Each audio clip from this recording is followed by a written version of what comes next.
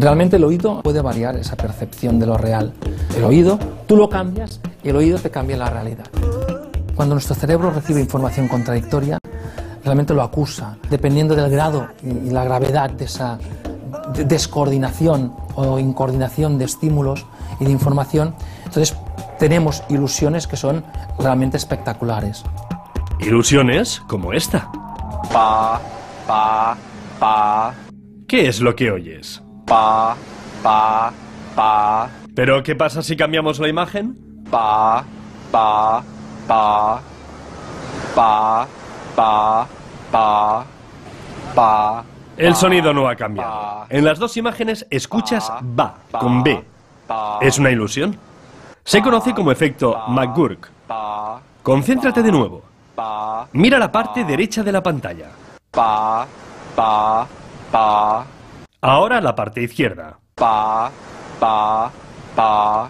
La ilusión se produce porque lo que vemos no corresponde con lo que oímos. Pa. Manda la vista sobre la audición.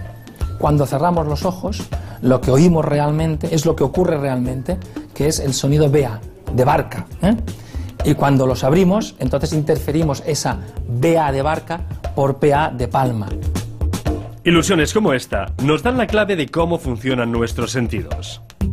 Lo remarcable del fenómeno de esta ilusión es comprender rápidamente que los sentidos no están aislados y que funcionan todos tramados auténticamente. La interferencia entre los sentidos está demostrada y eso significa que la polisensorialidad está actuando constantemente en cada sentido. Hay una transversalidad sensorial. Ahora sabemos que el cerebro es multisensorial. La percepción visual y auditiva se procesa de forma simultánea. Fíjate, incluso sabiendo en qué consiste el truco, seguimos picando. Pa, pa, pa. Pa, pa, pa.